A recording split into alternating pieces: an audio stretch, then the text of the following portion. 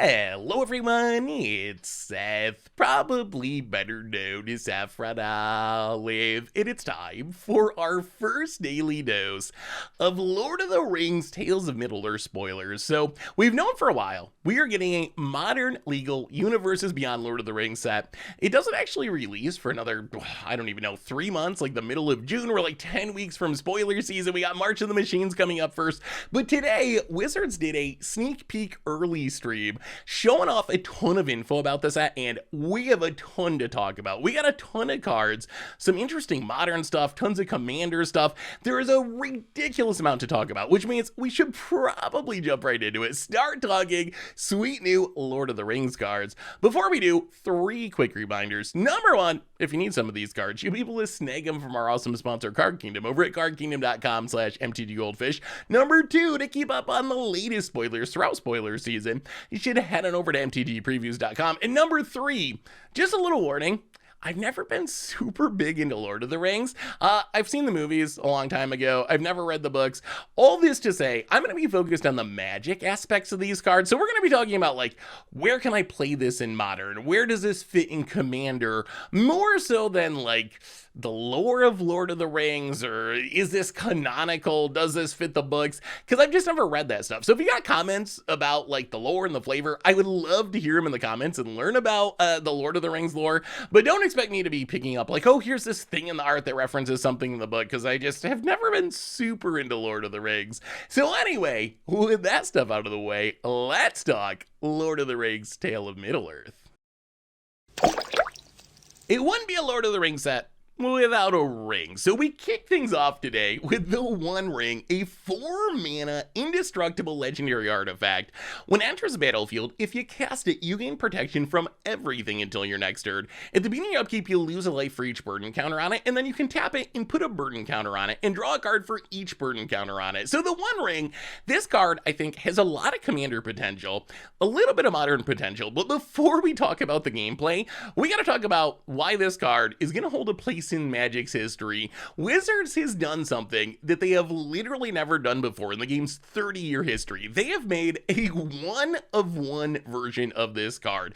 What you're looking at here is a One Ring, and I guess if you're gonna make a one-of-one, the One Ring is the perfect card to do it with flavor-wise, but this is a one-of-one version of that. There will be a single English language collector booster somewhere in the world that has this card in it, and this is the only one in existence. We've seen one of 500 cards before. We've seen one of like 350 cards before.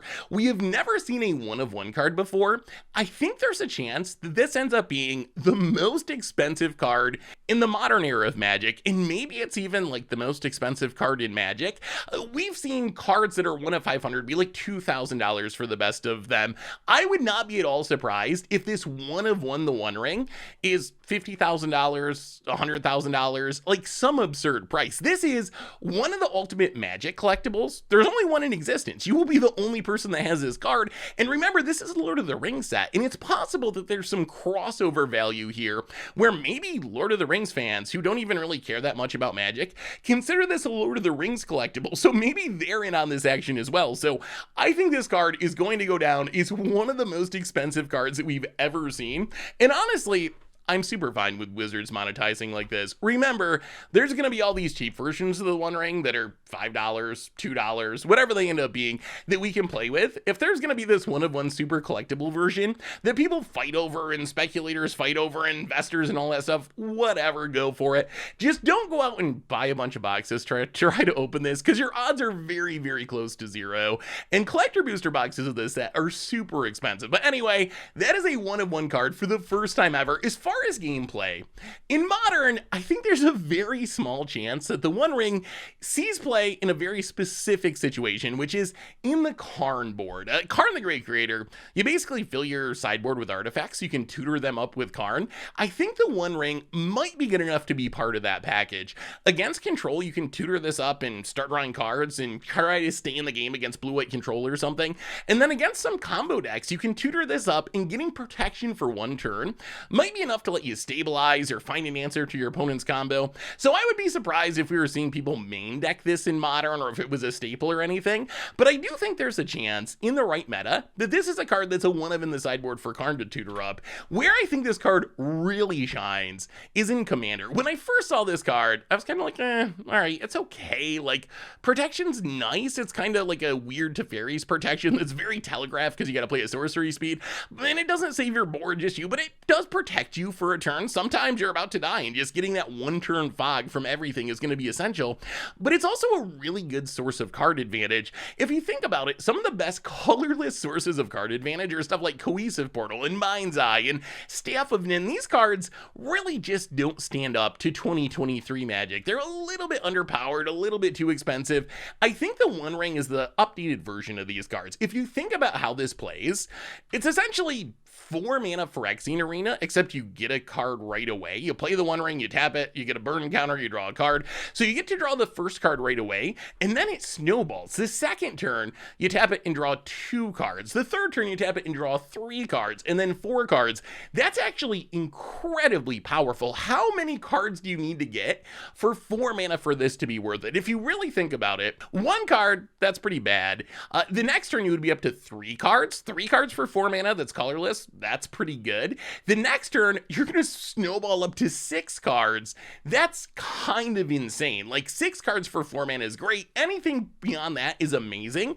So yes, you're going to lose a bunch of life, but one thing we've seen in Magic's history is spending life to draw cards totally worth it. So I think this card has a chance to be a staple. Like, I still jam Phyrexian Arena, and I think that this might just be better. So my first impression was, oh, if you're a deck that really struggles with card advantage, you want this. Or if you're a deck that has an artifact theme, you want this. But I'm coming around to the idea that this might actually just be a staple, that you can play as card draw in any deck. Really, 2 turns. Over the first 2 turns, you draw 3 cards. 3 turns, you draw 6 cards. That seems like more than enough value, and being indestructible, super helpful. You're not going to get Vandal Blasted or Ancient Grudge or Assassin Trophied. Yes, it still dies to Farewell and Exile effects, but it is fairly resilient. So I think this card might be a new Commander stable. If you want to go really deep with this card, there is a way you can combo hilariously with the protection ability. So this is actually very similar to a Teferi's protection combo.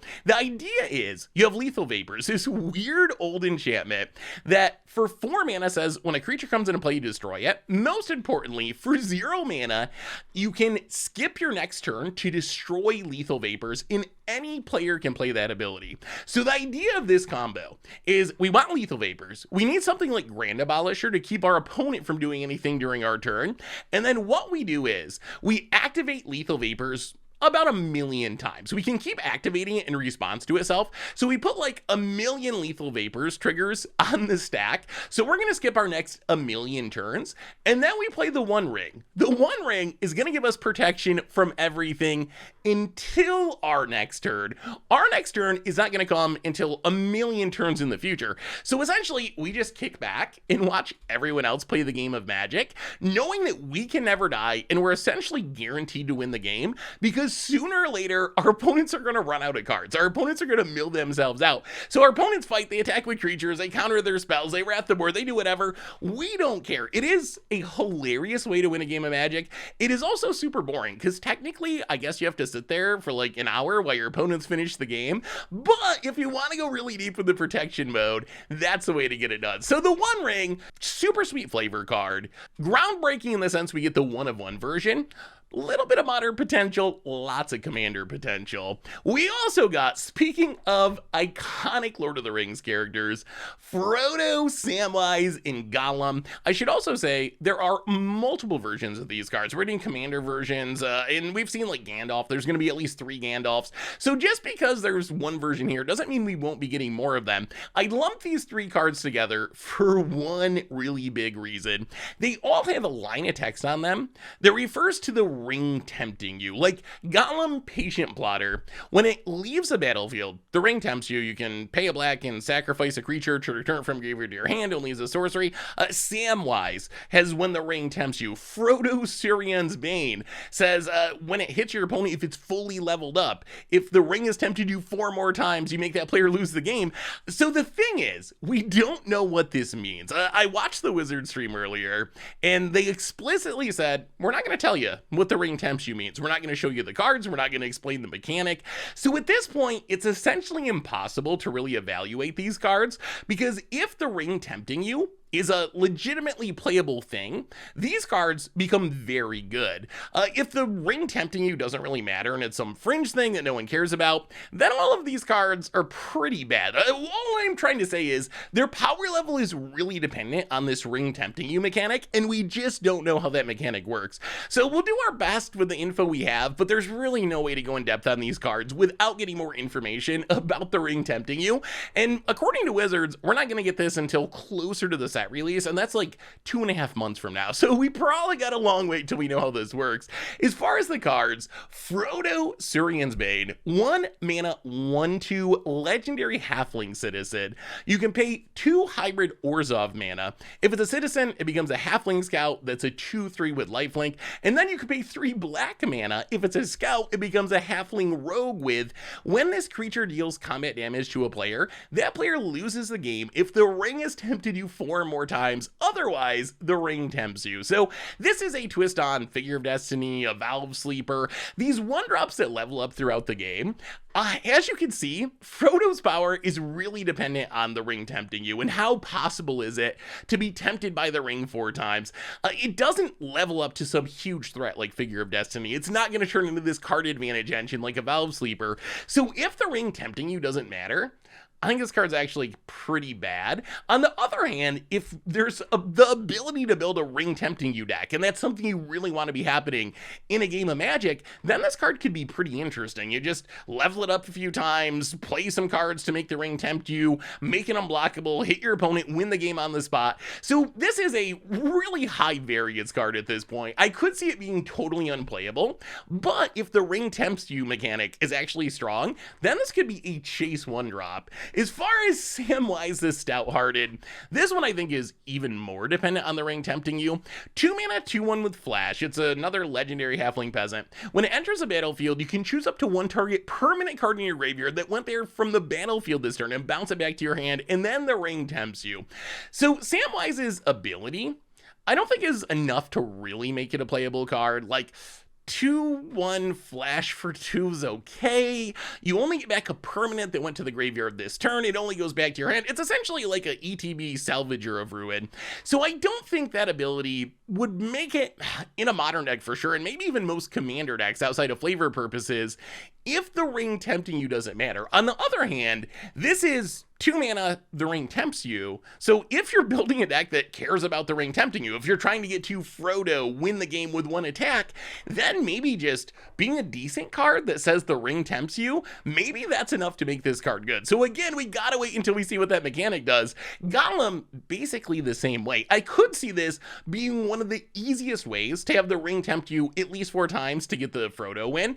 2 mana, 3/1. When it leaves the battlefield, the ring tempts you, and you can pay a black and sack a creature and return it from your graveyard to your hand only as your sorcery. So I imagine if you build a deck with like Phyrexian Altar as a sacrifice outlet, maybe Pawn of Lulumag to keep making black mana and keep making tokens to sacrifice to the Gollum, this could turbo ring tempt you. Like, remember, going back again to Frodo, you need the ring to tempt you at least 4 times to win the game.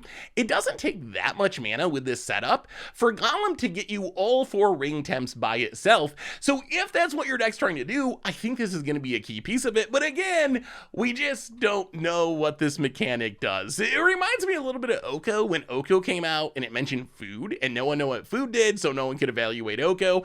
That's basically where we are with these cards at this point. We just don't know what the mechanic does. So it's really difficult to say if these cards are modern staples and busted. Are they something you build a commander deck deck around based on the flavor of Lord of the Rings? Are they completely horrible and unplayable? At this point, we really don't know because we don't know what the Ring Tempting You does. So wait and see mode for these for sure, but definitely some of the most flavorful cards from the set. Speaking of iconic Lord of the Rings characters, we also got Gandalf the Grey, a 5-mana 3/4 legendary avatar wizard. It says when you cast an instant or sorcery spell, choose one that hasn't been chosen, period. Not chosen this turn, chosen period. So you only get to use each of these once. You can tap or untap target permanent. It deals 3 damage to each opponent. Copy target instant or sorcery spell you control. You can choose new targets for it, or put Gandalf on top of your library. So this card is a 5-mana 3/4.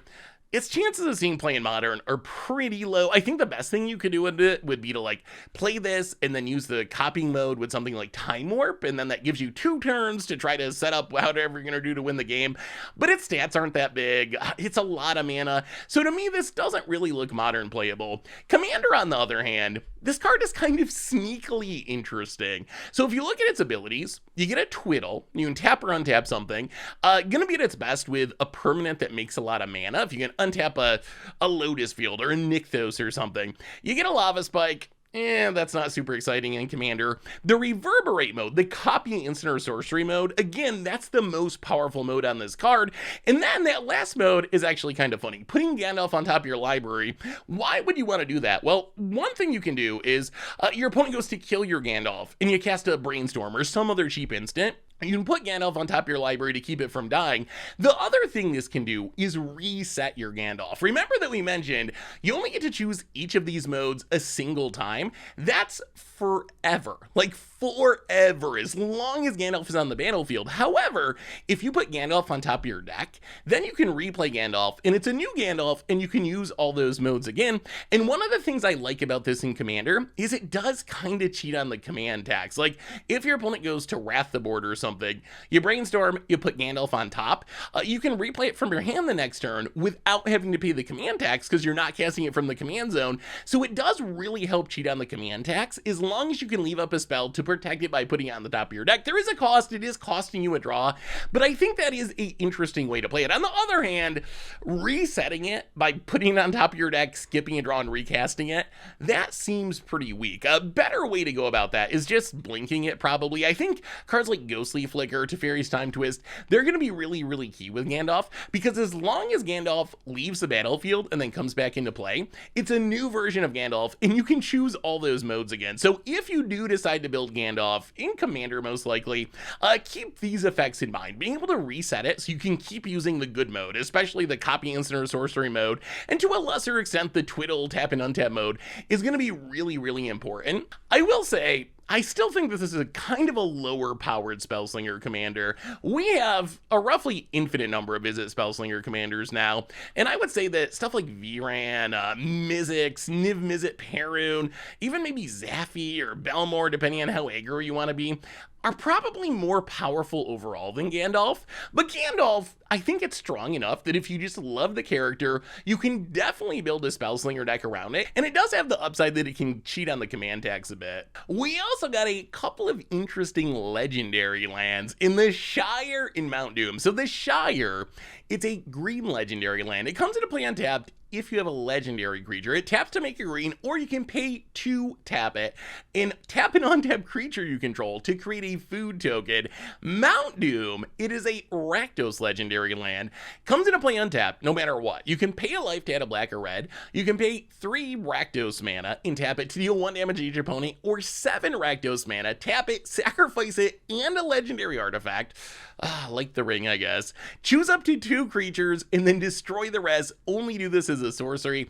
These cards, I think, have potential to be pretty powerful. Lands that do things are always really good in Magic because you gotta fill your deck with lands. The Shire, I think, is the less powerful of the two, but it's not horrible. Would I play this in just a generic deck? I don't think so. If you really think about it, it's 3 mana to make a food, and you have to tap a creature. And then a food, you gotta pay 2 to sack. So it's essentially pay 5 and tap a creature to gain 3 life. Doesn't seem like enough. Even in the matchup where it's at its best, like against Burn, where you really care about gaining life, it just seems too slow. On the other hand, if you're a deck that can take advantage of the food, like in Commander, a no Master Chef deck that is all about food tokens, or maybe in Modern, like we've seen Asmore decks that really want food. We've seen Cauldron Familiar Witch's Oven decks that really need the food to get the loop going. We've seen decks turn the food into cards with Trail of Crumbs.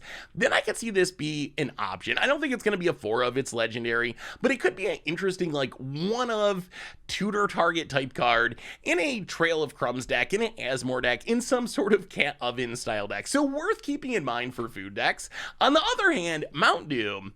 This card I can't help but think is actually pretty powerful, at least in Commander, maybe even in Modern. So it's essentially a Sulphurous Springs without the super sweet devil art, but it's essentially a Sulphurous Springs, a pain land that also gives you a Keldon Megalith, like damaging your opponent. Yes, it's 4 mana for 1 damage, that's not efficient, but if you have nothing else to do, we've seen cards like Ramadan Druids, which is essentially 5 mana and sacking a land to deal 2 damage, be literally banned in Standard, be Modern playable. I think that this can do something similar, like repeatable 1 damage for 4 mana, not good, but it's not the end of the world if you have nothing better to do. And then you get this weird damnation effect. Ideally, you'll have some creatures, so you'll get to keep the 2 creatures and blow up all of your opponent's stuff. The question for the Wrath mode, which seems really powerful, is how likely are you to have a legendary artifact? I think the idea is you use it with the One Ring. You play the One Ring, you draw a bunch of cards with the One Ring. You're 1 of 1 that you're definitely going to open in Collector's Booster, but you play the One Ring, you start drawing cards with the One Ring. Maybe you get to the point where you're like, oh no, this damage is adding up, I'm getting low on life. You Mount Doom, you sack the One Ring, you Wrath the board, you keep your creatures, you win the game. However, there's actually quite a few playable legendary artifacts. In Modern, like Shadowsphere shows up a lot. You tutor it up off of Urza Saga, Mox Amber, the Ozolith, Sword of the Animus, very good commander card, the Celestis, very good commander card. So I don't think it's going to be that difficult, if you're kind of building around it a little bit and focusing on a little bit, to have a legendary artifact on the battlefield by the time you'd want to activate this. And yes, it's 1,000,000 mana, essentially 8 mana because you have to tap the Mount Doom itself, but this is a land that wrasts the board and even leaves behind some of your creatures. That is a huge payoff on a land. So I think that Mount Doom has potential to be a commander staple at least. There's enough legendary artifacts that you can just run because they're generically good cards that I think a decent number of decks can make it work. I can maybe see this showing up in Modern in some like weird Rakdos burn deck for the damage mode. And it is worth pointing out that like Urza Saga can kind of set up the Wrath mode, although 7 mana is just so much in Modern, it's probably not going to happen. But like Urza Saga can grab Shadowsphere as a legendary artifact, it can grab Expedition Map to find the Mount Doom. So it's probably more of a commander card, but it probably has a little outside chance to show up in Modern as well. But regardless, very powerful legendary land. We also got 2 random uncommons. You cannot pass, whatever. 1 mana instant, destroy target creature that blocked or was blocked by a legendary creature this turn. If you're some legendary tribal commander deck, could be worth including, probably mostly a limited card. On the other hand, Reprieve is a jaw dropper. 2 mana instant, return target spell to its owner's hand and draw a card.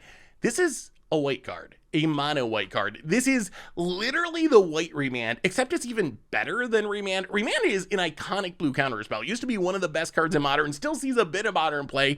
Reprieve is an upgraded Remand. Notice, Reprieve doesn't say counter target spell. It just returns the spell to its owner's hand.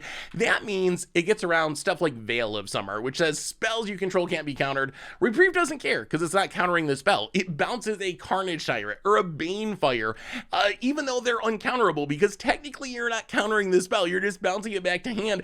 So Reprieve is a card that I never thought I'd see Wizards sprint. We talked about before, like, maybe white needs more of these taxing counter spells, and I love that Wizards is doing this. It might seem like a color pie break, but again, like, this might be an evolution. Like, maybe this is a good direction to head with white, giving it more interaction on the stack. This is a card that I think has a chance to be very good in Modern. Wizards actually mentioned Modern in specific during the stream about this set, because a lot lot of people have been wondering, like, is this Lord of the Rings set the new Modern Horizons? And Wizards basically said no, like, that's not the goal. But there are a few cards in the set specifically for Modern, with Reprieve being one of them. So Reprieve, I believe, as much as it hurts me to say this, because I love Mana Tithe, I think this is just the new best white counterspell. And it actually gives us a pretty good suite of white counterspells. You got Mana Tithe on 1, Reprieve on 2, Lapse of Certainty on 3. Seems really annoying to play against. So once this comes out, we're probably going to have to build like mono white counterspell control in Modern just to see how it works. But I think this card has a lot of potential in mono white decks. If you're a blue deck, it goes down in value a little bit because you got a lot of options. But imagine you're playing a Humans deck or some sort of Stoneforge deck, maybe a Pure Steel Paladin Hammer Time style deck, and you don't have access to blue. Even stopping a spell temporarily and getting to draw a card is a huge deal. Like, it lines up really well with some of the Cascade stuff, like Crashing Footfalls Living End. Your opponent cascades into it and you're just like, bounce it back to your hand. You're gonna have to wait 4 turns or 3 turns to get it to come back down again. So it's huge there, but even just the tempo play, you're playing a Humans deck and your opponent goes to Supreme Verdict your board, you reprieve it, you draw a card, you untap, you attack with your dorks, you win the game. So I think the Reprieve is a card that has a chance to be very impactful on Modern. I also wanted to mention the whole Remand trick. If you've never really played with Remand before, which is definitely possible because Remand hasn't been super popular in Modern recently, one of the tricks of Remand is remanding your own spells rather than your opponent's spells. Let's say you cast a Champion of the Parish and your opponent plays a counter spell. You might be tempted to reprieve the counter spell. The problem is then the counter spell goes back to your opponent's hand and they can use it in the future. In a situation like that, you're almost always better reprieving your Champion of the Parish. So your Champion of the Parish goes back to hand. Yeah, you gotta spend 1 mana to recast it, but that's fine. And the counter spell goes to the graveyard. So once this card comes out and you start playing with it, keep that in mind. This can target your own spells. And there are situations where you're gonna be better off bouncing your own spell back to your hand rather than your opponent's spell back to your hand. Other thing I want to mention about this card that I really like, it's pretty generic. We've talked about a lot of really heavy Lord of the Rings flavored cards, and one of my concerns with this set was, what if there's a Modern staple and it's Frodo or Gandalf? It's not Wizards IP. Can they even reprint that card? Do they have the ability, if Frodo ends up being Ragavan and it's $100 and we need more copies out there, can Wizards just print more of those? Like, do they have the rights to do that? I'm not actually sure. This card though, Reprieve, that could be anything. Like, it doesn't have to be a Lord of the Rings card. So there shouldn't be any issues with this needing to be reprinted in the future, because I could definitely see this ending up a very chase uncommon from the set. We also got one of the coolest cards Wizards has made in a while in Tom Bambadil, a 5 mana, 5 color, legendary God Bard 4/4. It says, as long as there's 4 more lore counters among sagas you control, it has indestructible and hexproof. And then, when the final chapter ability of a saga you control resolves, reveal cards from the top of the library until you reveal a saga. Put that card on the battlefield, the rest on the bottom in any order. Trigger this ability only once each turn. So, as your sagas die, they replace themselves. Or as they finish, not even necessarily die, they replace themselves. I absolutely love this card. It is the perfect saga commander. One thing that's driven me crazy about Commander is people love playing sagas. The problem is there isn't a saga commander. So people play like Goshen Tie of Life's Origins because they can get a saga back from their graveyard, or play a Troxa because it proliferates, and all that's fine. But sagas are such a cool part of Magic and just such a unique type of card that they really deserve their own commander.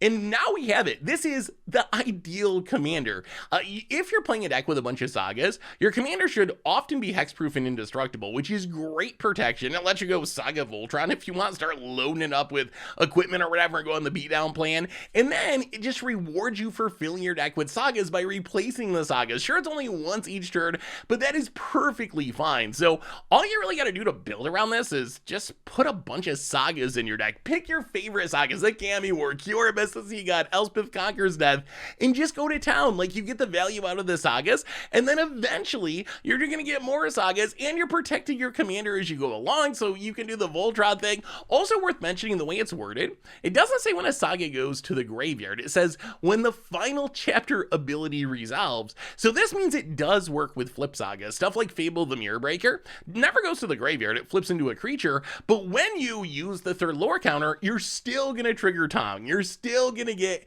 another saga to replace it. So I think if you want to build around this, probably the best way to go is just proliferate. Play Tom, play your Contagion engines, Atroxas, and Exorable Tides, so you can make sure you always get a bunch of lore counters, make sure it's always protected, and then maybe go a late Voltron theme build in. But really, I just love the idea of this card. We've never had a real 5-color saga commander, but now we not only have one, we have a really good one. So those were all the cards from the main set, but there's also a Lord of the Rings commander set, precons, special cards, set boosters, all that kind of stuff to go along with the set. So these are cards that are not legal in Modern. You can tell actually by looking at the bottom of the cards.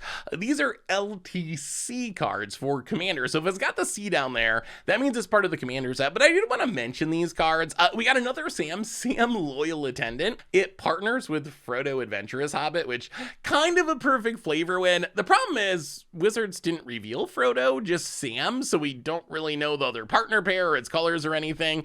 Its abilities is a 3-mana 2/4 halfling peasant. At the beginning of combat on your turn, you make a food, and then activated abilities on foods you control cost 1 less to activate. Really, that's mostly you get to sack your foods for 1 less. I guess Ginger Brew gets a little bit cheaper, but really there's not a lot of foods outside of the food tokens themselves.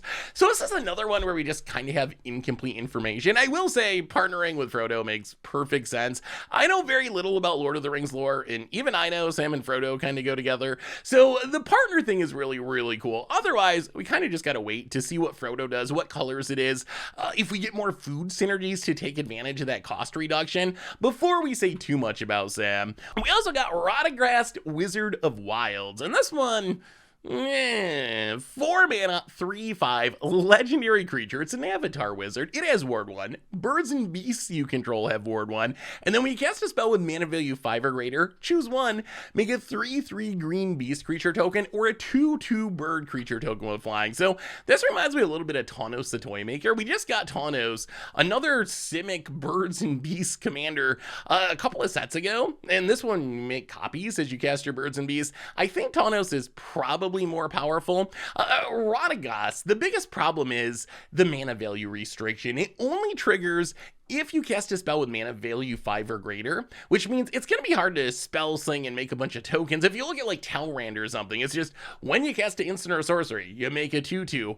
The fact that it's restricted to mana value 5 or greater makes me think this card's going to be really hard to use. I guess if you do want to build around it, Mutate's kind of interesting. Remember, all it cares about is mana value, not the amount you spend on the card. So something like Pouncing Shore Shark, you can mutate it for 4 mana, but it's technically a 5 drop, so you're still gonna get the bird or still gonna get the beast. Same with Sawtusk Demolisher, Dreamtail here, and plus a lot of mutate cards happen to be birds or beasts, so that's one interesting direction to go. You could also just go full-on cost reducers like Krosan Warchief, Warden of Evos Isle, Herald's Horn are gonna make your beasts or your birds cheaper, and then you can hopefully cast more of them each turn to make more tokens. Another possibility is just disregard the card types and play it like a token commander. Stuff like Dig Through Time or the Great Henge or Galta. These are really high mana value effects, but usually thanks to how they're worded, thanks to Delve or their cost reductions, you're usually casting them for like 2 mana.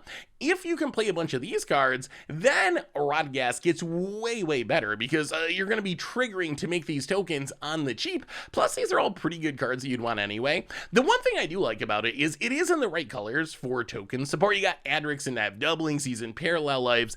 If every spell you're casting is making 2 beasts or 4 beasts because you're stacking these effects on the battlefield, it gets much better. But really, I think it's just kind of like a pretty medium power Simic commander, and I think Tawnos is probably more interesting for me personally, but I don't know. Let me know what you think. Obviously, jamming them both together makes a lot of sense. They care about the same thing, making a bunch of birds, making a bunch of bees, making token copies of them, so I think they're going to be best friends, and you play both of them in the same deck. Personally, I would probably stick with Tawnos as my commander, but if you want to go with Radagast, that is perfectly fine as well. We also got 2 starter deck cards. So this is a product that Wizards has been making for a little while. There are these 60 card starter decks that are designed for brand new players to learn the game with, and we got Aragorn and Arwen Wed, and Sauron the Lidless Eye. These are the face cards of the starter decks. Aragorn and Arwen, 6 mana, 3/6 with Vigilance.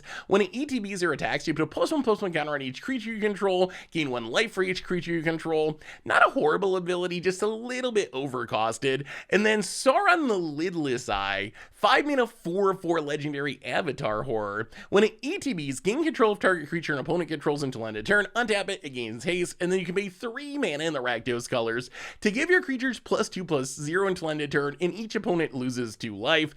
These cards, I mean, if you want to build a commander deck around them, you can, but they're basically the new intro pack rares. A little bit too expensive, not quite powerful enough to see play in 60 card formats, and honestly, I don't think optimal commander decks are going to play them either. Like, if you want to build around them for flavor purposes, that's perfectly fine, but there's just better options to do this stuff in commander in general. Finally today, we got a bunch of weird stuff. There's a ton of different soul rings in the set, including a bunch of serialized soul rings. Again, coming in collector boosters. There's a big article from WotC that's kind of going over where you can find each card, what boosters you got to buy to try to get the cards. I'll link it in the description if you want to read through that and try to figure out where all these cards are coming. Again, I expect these soul rings to be pretty expensive. Not quite 1 of 1 expensive, but like the 1 of 300 soul ring, that's going to be a very pricey card. Like, Soul Ring is one of the most played cards in all of Magic right now, since it's such a staple in Commander, and even though there's tons of versions of it,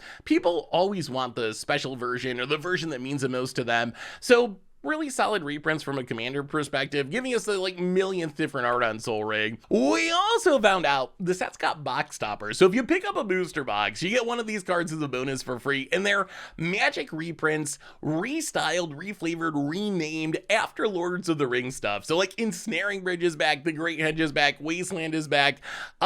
Pretty sweet little bonus. We've seen the prices on this set be super high, arguably too high, but being able to get a bonus card that's potentially like a $60 Great Hedge, that's a nice little upside. I don't know if that outweighs the fact that the prices are just kind of through the roof on this set, but still a little bit of extra value for players. So we'll have to see what the rest of these are like, but they look pretty sweet. We also got the Buy a Box promo, which if you buy a box, you're gonna get one of these just for free for sure, which is Trailblazers boots. Only a random common or uncommon traditionally, although it does see a decent amount of commander play. Finally, the basic lands look amazing. I'm not a Lord of the Rings person, and even I would play these basic lands. Just the map aspect of it looks so super cool. So these are coming in the set as well, and anyway, that brings us to the end of our daily Lord of the Rings Tale of Middle-earth spoilers for today. So what do you think? I will say, as a little wrap up, I'm a little bit relieved. I was really worried that we were going to see this be a Modern Horizons set that was going to come in and break Modern.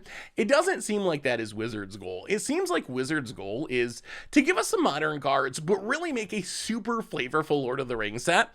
And even though I'm not the biggest Lord of the Rings fan, I'm super down for that. That seems like the right way to handle it. And even with my tiny little bit of Lord of the Rings knowledge, the cards look really cool. Like, they look good. The flavor seems pretty sweet, which again, I'm sure if you're a super Lord of the Rings fan, you're going to be pointing out, oh, this is what's wrong, or this should have been like that. I'm not enough of a Lord of the Rings fan to really comment on any of that stuff, but I think the cards look cool. I'm excited to play with them. We got some sweet commander stuff, a little bit of modern stuff, but let me know what you think. We got, 2.5 months or something till we get back into spoiler season and the set comes out. But what do you think? Now that we've gotten a first look at the Lord of the Rings set, hype level up, hype level down, what are you going to be building? What are you buying? What are you playing with? Let me know in the comments. Thanks for watching, everyone. I hope you enjoyed it, and I'll be back in, I guess 8 weeks or so with more Lord of the Rings spoilers. Actually, I'll be back in a couple of weeks with March of the Machine spoilers. So until then, everyone, have a good one, and I will talk to you soon.